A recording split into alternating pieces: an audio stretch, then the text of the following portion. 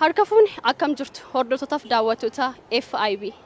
FIB irraa qophii filaallee torbee kanaa qabannee dhiyaanneerra. Qophii filaallee torbee kanaadhaan magaalaa Bishooftuutti argamuun jiraattota magaalaa Bishooftuu waliin turtii goona. Isinillee mana keessan taa'aati gaafilee nuti dhiyeessinu keessatti of ilaalaa, deebisaa yaalaa, bashannanaa nu waliin tura. Ani gaafii kootti fufeera. Isin immoo isayyuu deemina. Turtii gaarii. Sobdee beektaa? Oye. Hojiin koo sobaajin ol qabata. Isa walii wal qabatu jira moo? Uffata hodhaa waan ta'eef guyyaatti baay'een sobaa oola. Maal fa'aa jettee sobdaa? Wanta inni dhuminiif si dhumeera jedheefam sobeefaan beellamaani. Ammas gaafa dhufu ammas nan sobaa biyaans nama lama sadii faana qanitti lama sadii faana sobaa. Amma bari lafni kun bari haala meeqa sobdeetta? Ara si'a saddeeffaa sobeera. Inni yoo xiqqaateedha. Baay'een sobaa. Sobee beeka. Sobee beeka. Baay'ee moo? Lakki badaan so. Yeroo tokko waan tokko amansiisuudhaaf hin jiraami. Waan akkas irratti beebi sobee beekuu danda'a. Garuu sobee agas mara waan baay'ee sobee hin jedhu waan nama amanuu hin jiru. Aara dhibban sobaa oola guyyaatti. Maaliif sobda? Dhaaniimu. Beektaa yeroo mara sobuunis yeroo hunda dhugaa dubbannee darbuuni nama dhibdi. Kanaafuu sobuunis hin barbaachisaa kan jedhan. Sobdee beektaa? Yeroon dhaabee hin qabu. Soba yeroon daanna soba. Sobdee beektaa? Sobdee beektaa? Sobee beekee? Maaliif? Soba yeroo jennu gaa'e soba gara lamaan jira. Soba tokko isuma gootee hin goone jettee waakkattuudha. Soba immoo tokko fakkeenyaaf namoonni yoo wal dhaban fa'aa walitti araarsuuf jettee wanta namni tokko hin jedhin namni sun akkana jedhee namni sun akkana gaarii siif yaadaa jettee walitti araarsitu jira miti. Anka akkasii sobee malee soba biraa sobee hin beeku.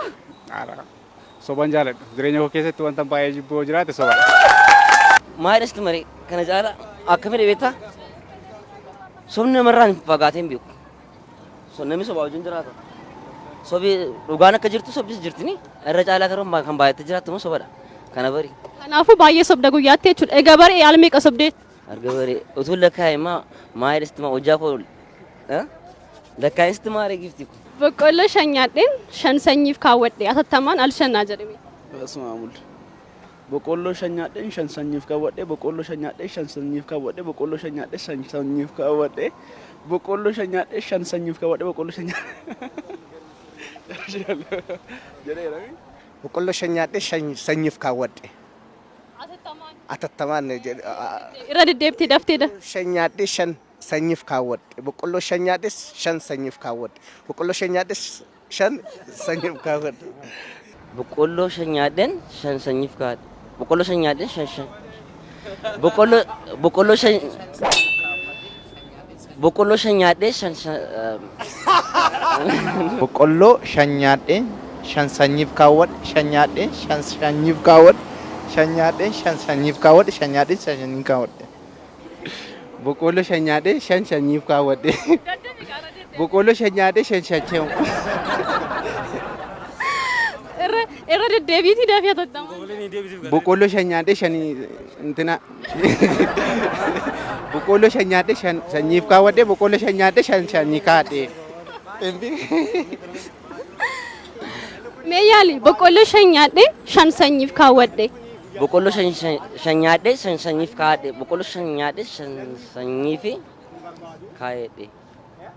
Ati kamitti atumti mee jedhi meeqa? Boqqolloo shan nyaadheen shan sanyiif kaawwadhe. Atattamaan al shan. Wal jala moo? Boqqolloo shan nyaadheen shan sanyiif kaawwadhe. Boqqolloo shan jalaa badeegaa. Boqqolloo shan nyaadheen shan sanyiif kaawwadhe. Boqqolloo shan nyaadheen shan sanyiif kaawwadhe. Boqqolloo shan nyaadheen shan sanyiif kaawwadhe. Boqqolloo shan nyaadheen shan sanyiif kaawwadhe. Boqqolloo shan nyaadheen shan sanyiif kaawwadhe. Atattamaan al shan meera deebee jira.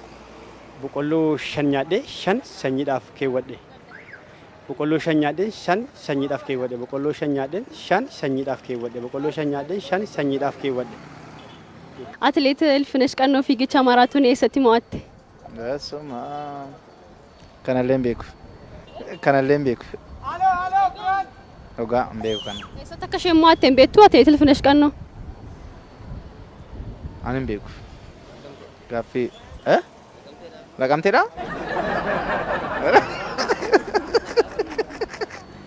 Hin beeku kana irra naa darbii. Gaaffii biraa na gaafadhu.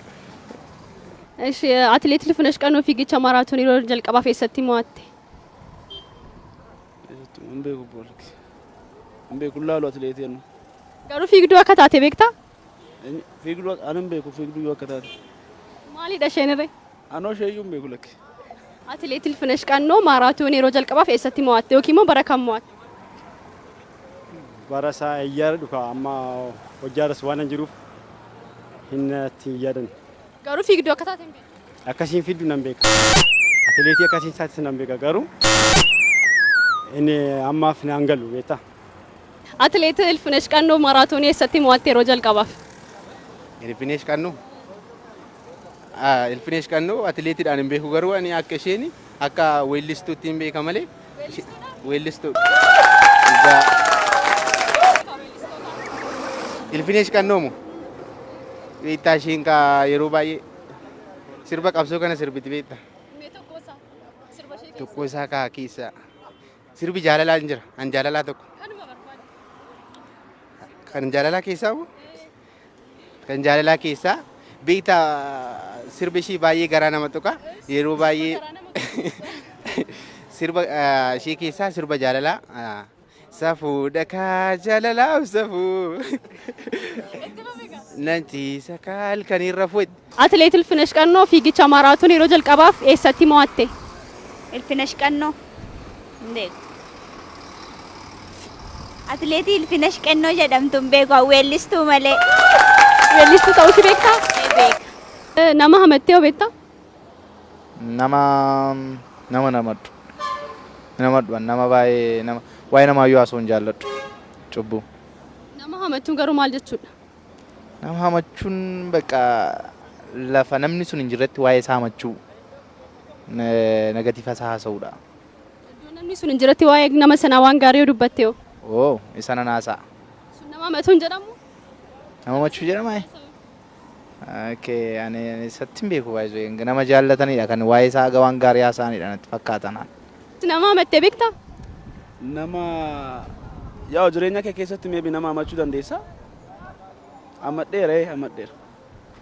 Baay'ee nama hamattaa? Lakki hin jaalladhu. Dhugaa dubbachuuf hin jaalladhu nama hamachuu. Hamiin tarii waan namni gaarummaatiinis hamnaatiinis waa'ee kee kaasee waasee hamiidhumadha. Baay'een isaa waan hamaati yoo ka'edha namni kan fiil godhu waan gaariitiin soo haasa'an hamii malee fudha ganu akka kootti waa'een kee amma haasa'ametti. Isma tokko kaayee namadhe isuma kana namadha yeroo hundaa agarsiisaa baadiyyaa kan maaliif gatiin jaalladhuuf isa namadha. Nama jaallattu hamattaa jechuudha. Nama hamadheera. Maaliif hamatta? Nama hamachuu jechuun maal jechuudha? Akkamiin yeroo nama hamadha? Nama hamachuun karaa tokkoon ilaaluu hin qabnu nama hamachuu jechuun nama tokko kan hamannu karaa gaarummaa isaaniis karaa badummaa isaaniis yookaan karaalee kanaan hamachuu dandeenya nama tokko. Kanaafuu ati baay'ee nama hamattaa jechuudha. Baay'ee nama namadhu garuu xiqqoo. Akka amma jettetti garuu baay'ee nama hamattaa baay'ee sobdaa jechuudha. Nan sobasii nan hamadhas. Nama hamattee beektaa? Nama biyya keenya keessa koomaniidhaan ture dhaabbataadha nama hamachuun. Kanaafuu baay'ee nama hamattaa jechuudha. Lakki ani baay'ee namadhu garuu nan dubbadha. Nama hamachuu jechuun baay'isawee teessee ajandaan waa'ee nama sunii godhattee haasa'uu qofa utuu hin taane namni tokko yoo karaatti si bare kun maal fakkaatti yoo jette isa duubatti suniyyuu hamiidha. Kanaaf hin amanne jechuun hin danda'amu. Ati baay'ee nama hamattaa baay'ee sobdaa kanaafuu maal jedhamtati? Ani maal jedhama nama maalii dhiistu yaa nama jirani nama keessaadha jechuudha. Nama keessatti namadha. Simbirroo shan mukarra jiran yoo tokko dhakaadhaan rukuttee meeqatu mukarratti si hafuu danda'a? Simbirroo shan mukarratti Mukarra jiran keessa takkaashuu yoo rukuttee meeqatu irratti? afurti hafa. Afurti si hafa? Dhugaa jira. Afurti hafa dhugaa rabbi. Shantu jirani. Shan keessa tokko isaa rukuttee meeqatu muka sana irratti si hafa? Simbira meeqa mukarratti si hafa? Simbirroota achirratti jiran sun keessaa simbirroota sanii yeroo tokko achirra jiran san rukunne simbirroonni sun hundiyyuu kaanii deema waan ta'eef duwwaa tafaa jechuudha. Afurta. Tokko yoo rukutee ajjeese afurtu hafa kan. Simbira afurtu mukarratti si hafaa jechuudha. Simbirroota shan mukarra yoo jiraatan sana keessaa tokko ishee yoo rukuttee meeqatu muka san irratti si hafa? Simbirroo tokko tafaga. Tokko dhaheen yoo narraa buuse afurtu hafa jechuudha. Shanirra tokko yoo rukutte afurtu hafa. Kanaafuu muka san irratti simbira afurtu si hafaa jechuudha. Ayyee muka tokko irratti afur tafuu danda'a. Muka tokko irra jiru tokkoon isaanii tokkuma jira malee saafaroon isaanii muka tokko irra taa'uu hin danda'ani. Kanaafuu afurtu si hafaa jechuudha. Bakka afur. Simbira shan yoo mukarra jiraatan tokko yoo rukutte meeqatu si hafa? Maal? Simbirroota shan mukarra jiranii shanan sana keessaa tokko ishee yoo rukuttee ajjeefte meeqatu muka san irratti si hafuu danda'a? Afur. Oomtuyyuu. Maaliif jennaan gaafa tokko rukuttu kunniin isaa barrisee deema.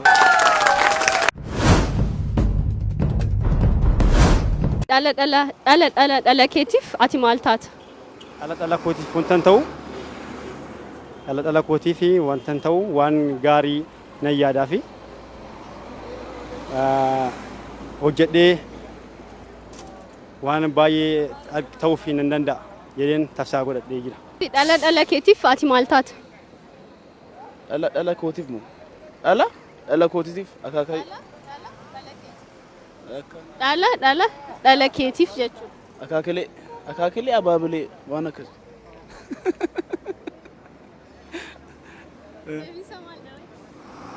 Akaakilee jedhee qabadhu baqa. Dhala keetiif ati maal taata? Dhala kootiif moo akkoodha ka akkoo maalati gaafiin keetii? Akaakayyuu abaabiliin moo akaakayyuu akaakayyuun ta'a akaakiliin ta'a mini kan gareetti deebiin eeka moo dhala koofi akaakayyuu akaakiliin ta'a maal kan sun bira Akaakilee.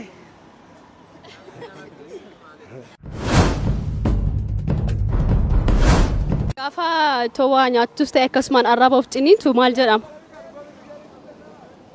Alagaatu maqaa nadhee. Alagaa kootu maqaa namanna maqaa nadhaa jira waan akkasii. Namatu na hamatadha. Sana gamitti amanta? Araa namanu jecha madhabu. Ati gaafa arraba of ciniintu akkas jetteen beektu? Arraba koon jaalladha. Dhiige moo dhiigne jedhe. Maybe namatu waa'ee kee haasaa jira jedhama. Jecha madha ta'uu dhiisuu danda'a yaadan.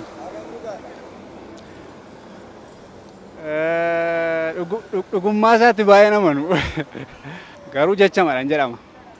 Yaada koo keessa dhufee beeka. Of ciniinee kee yaada koo keessa dhufee beeka. Tarii waa'ee koo haasa'u ta'a kan jedhu waan jedhamuuf jechuudha. Naa yaada koo keessa dhufee beeka. Arraba gaafa of ciniintu maal jedhama? Arraba gaafa of ciniinu yookaan namni si hamachuudha jedhama. Namni jechuudha yookaan si hamate kan jedhamu akka afaan aadaa keenyaatti kan namni guyyaatti yookaan waa'ee kan kee kan dubbatudha. Akkasittiin amantaa namatu nama amateedha jechuudha itti amantaa? Akkas jechuutti nama naayyee arraba of ciniinuu jechuudha. Raawwan magaalaa kana keessa jiran meeqadha? Torbadha.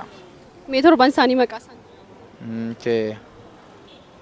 Torban isaanii yoo barbaadu dubbachuu baadheeyyuu Bishooftuu, Harabishee, Arsadee, Kiirollee,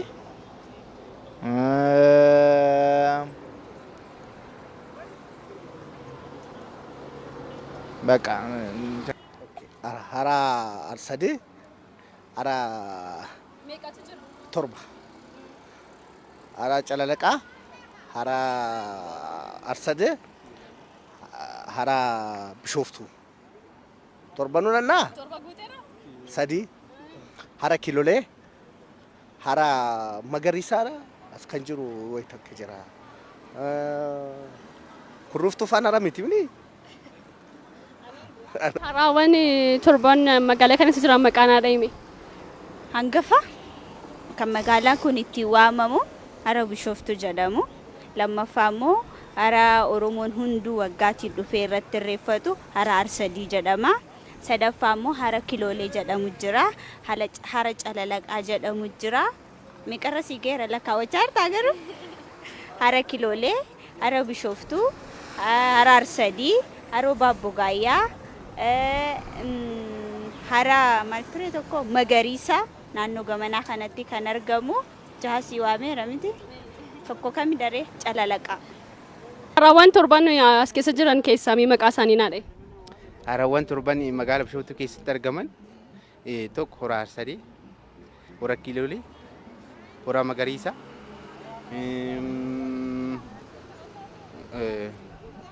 Baabbogaayyaa, afur Calalaqaa, hara Bishooftuu. Ay, isaan tokko tafe hara Magariisa. Magaalli amma keessa jirru kun maal jedhamti? Magaalaa Bishaanoftuu. Tokkoffaan hora Kiloolee Kamsii kan jedhamu karaa achaanu jira. Baabbogaayyaadha. Calalaqaadha. Hora Arsadiiti. Hora Magariisaa jedhama. Hora Hadhoo. Egaa kanarra baay'ee isaanii beeku. Bishooftuun jedhan. Bishooftuu moo Bishooftuu? Lakkiin Bishooftuu. Bishooftuu tun ta'e Bishaanoftuu. Shamarran lakkaftee beektaa? Nan lakkafa shamarranii. Lakkafuun kun afaan Oromoodhaan afaan addaa qabeettaa?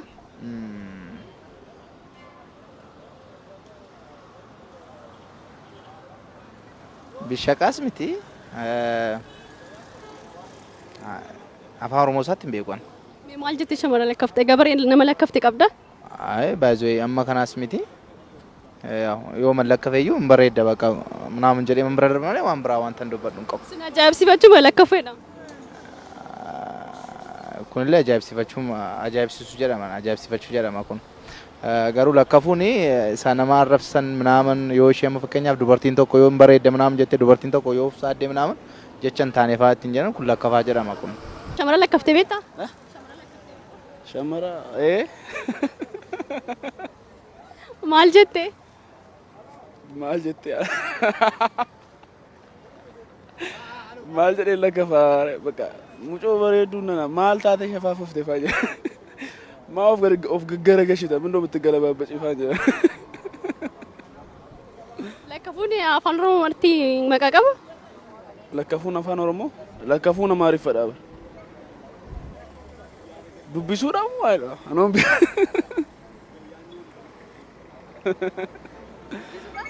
dubbisuu qeequu waan akkasii na fakkaata. Mee karaa irratti yeroo si lakkafanii beeku? Baay'ee. Maal siin jedhanii waan addaa waan ati hin dagan? Baay'ee nama karaa irratti na lakkafu hin jaaladhu. Baay'ee na aarsa. Asumaan ergaa kee dabarfadhu. Galatoo carraa kana naalaachuu keetiif hedduu si galateeffadha. Maaliif hin jettu? Shamarri tokko akka aadaa Oromootitti shamarriin kabaja qabdi, ulfina qabdi. Haadha, obboleettiidha, ilmoodha, haadha manaati. Ji'a afuriin namatti dhaabbatti jechuudha. Kanaaf dhiironni karaa irratti baatanii jecha daddarbaa shamarratti dubbattan haadha raarabbii waan akkasii dhiisaa. Aadaaf seenaaf duudhaa keenya keessa hin jiru. Anisuma sirrii koo sa'aatiin itti garagalee namaa wal lolutu jira. Yoo jalaa cadhiste nuti uffattee cadhistee jedhanii si arrabsu. Yoo immoo sitti bareedeera siin jedhan galatoomi jettanii jecha biraa duubaan sitti darbatu. Kanaaf rabbi jaa dubartii karaa irratti jecha daddarbaa ittiin dubbatina. Dubartiitu isin dhalee asiin isin ga'e kan nama isin godhee isin dhaabe dubartiidha. Maqaan qabu maaliif hin jettu? Aadaaf duudhaa keenya keessa logo Oromoo keessas jechichi hin jiru. Gochis waan hin jirreef jechichi hin jiru. Nunis karaa biraa. Galatoomi walumaa gaarii. Atis galatoomi ulfaadhu. Egaatiin daawwattoota keenya qophii filaallee magaalaa Bishootutti qopheessinee asuma irratti goolabnee jirra. Qopheessituun qophii kana Ana Daraartuu Nagaash, ogeessa kaameeraa Biraanuu Dajanee waliin turre. Torban qophii biraa nagaa walitti deebinutti FIB waliin turtii gaarii.